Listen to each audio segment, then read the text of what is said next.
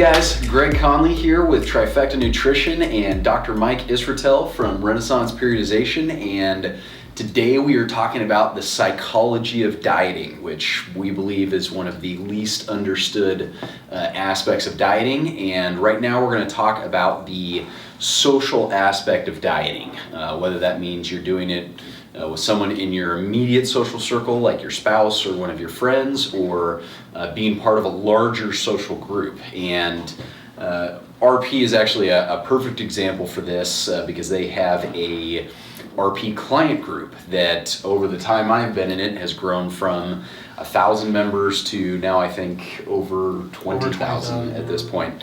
So I guess if you could maybe speak a little bit to how the social aspects of dieting are critical, and how kind of surrounding yourself with a group of people that have the same goals with you can be useful. Yeah, thanks for having me on. So, the first thing I have to say before we talk about how awesome the social aspects and how supportive they can be, which they are, and they can, nothing replaces individual willpower. You have to bring some of that to the equation. As I think a lot of people, for example, you see people start dieting and they'll say, I'm posting these pics on Facebook to be accountable. Mm-hmm. And you're just like, okay. Don't you want to be accountable to yourself? Yeah. Fundamentally, nobody on Facebook really cares if you succeed or not. And they can offer you a great deal of support. You care, but you're the only person who cares. You're known as Greg, the guy who cares, right? That was your nickname in high school and college. Yeah. So, it's one of those things that you got to bring your willpower with you. You cannot fall back on and rely on your social circle to give you the baseline level of motivation. Mm-hmm. But once you have that baseline, and most of us who do diets do, that extra can be a huge benefit. Mm-hmm. It's kind of like intrinsic and extrinsic motivation. If you're getting ready to do a really heavy lift or something like that, or you're getting really ready to go to a big interview, make a real good impression, if you don't want to be there, or if you don't want to make that heavy lift, no amount of Rocky soundtrack is going to get you up to that challenge. You're just going to be like, I don't care still. But if you're already motivated, you turn on that Rocky theme, right?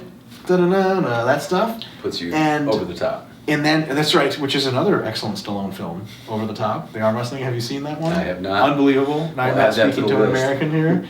So, once you have that internal motivation, the external stuff is great. And part of external motivation, an important part, is your social circle. Mm-hmm. What's really important about that social circle isn't just cheerleaders. So, grandma, who's not dieting, I hope, right? Depends on the grandma. Sure, totally. So if grandma, you're real good friends with her and she's a real nice lady and she supports you no matter what, grandma's great. And you say, Grandma, I'm on a diet and I'm really struggling. And she's, oh, I think you're going to do great, honey. You're like, thanks, Grandma. And it gets you going. Fundamentally, deep down, you're going to be like, Grandma has no idea what I'm going through. And Grandma says yes to everything. And she says yes to everything. So if you have somebody to support you, people say, well, it's my social network of support. Even, I'll go so far as to border on the politically incorrect. Even if it's a spouse that's not themselves going through a diet or training or something like that, and they're always supportive of you, that's great. But that's not the same kind. It can be a lot of support. It's not the same kind of support. It's irreplaceable to the support of a peer group. Mm-hmm. A group of people that you're friends with, acquaintance with, maybe you just know them online. They're going through the same stuff. Mm-hmm. They've been through the same stuff. The been through people are really important. And socially, I feel like the most important aspect people are getting from that is they empathize with what you're going through as you're going through it. At a deep level. It's not surface empathy of like, aw, you're hungry, that sucks. Or good job, you're great. That's nice. But when someone says, hey, awesome weight loss stuff you got going on, you're really plugging along, they're coming from a genuine place of having been there. Mm-hmm. And having from a real place of experience understood how difficult that journey is. And when they compliment you, man, it means a lot. Mm-hmm. And they never mind the compliments that they can give you, they can, in some sense, be kind of an expectation for you to fulfill. You talk to them every couple of days you log on in your little group there, you tell them about your progress, you ask them questions, you share your sob stories of people brought brownies to work. If you fall off the wagon, they're going to be like, where's Greg? Mm-hmm. He hasn't logged in a while, he hasn't chatted with us. Is he dead? Maybe. Has he been kidnapped by aliens? Possibly. Hopefully it's a fat loss experiment and then just drop you off lean, that'd be great. But more than likely they're going to be like, oh no, I Option think 3. Greg fell off, right? And you know that intuitively. You don't want to let your friends down. You're on a journey together. And knowing that, you don't have to know it consciously. Subconsciously, you're going to be like, I don't want to let people down. I know that if I eat this big cheat meal or fall off the wagon for 3 days straight, I'm going to have to come with my tail tucked under to that support group and be like, I screwed up. And as great as they can be when you screw up, because they can be great and be like, it's okay. Get back on the horse. That's what RP Clients is like. Our little support group we have is most people are really positive.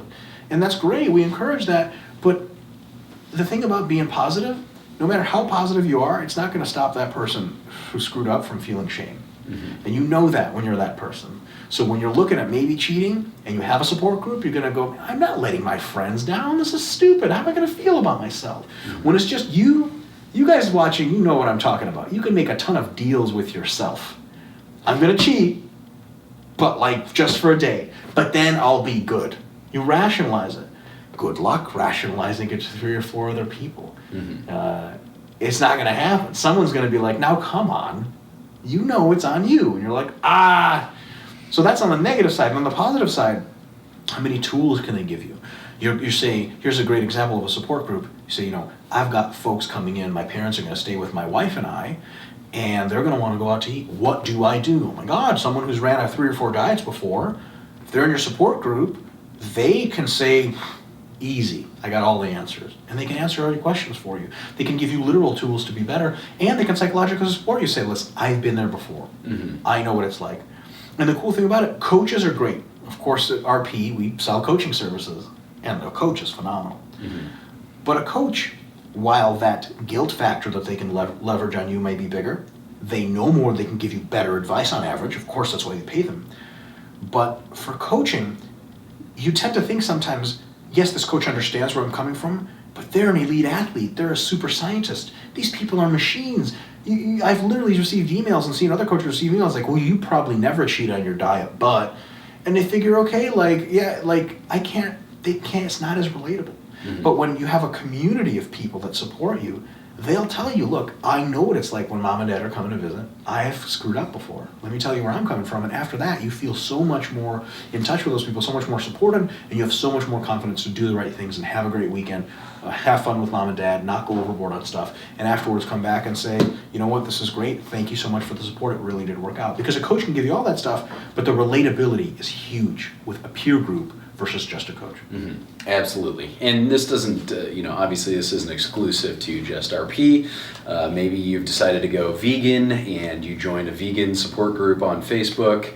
May not be called vegan support group, but it will, be a group that's discussing vegan topics. You don't know how to get the right amount of B12 or protein or whatever it is. You ask the group. There are people on there that do. They know everything. There are people on those groups that know it all. Yeah, exactly. They've been vegans for years, and they can give you, the right tips in the right direction. I personally learned a tremendous amount about RP just by being part of the client group, prior to actually doing RP myself. So the social concepts, absolutely critical, whether it's someone very close to you, like a spouse, and at the same time, a collective group that's able to really empathize with the different stages you're going through, with the diet, and either, maybe guilt you in some cases, provide positive reinforcement in others, and really kind of help you along your way, as you're progressing through your diet. We'll be back for more.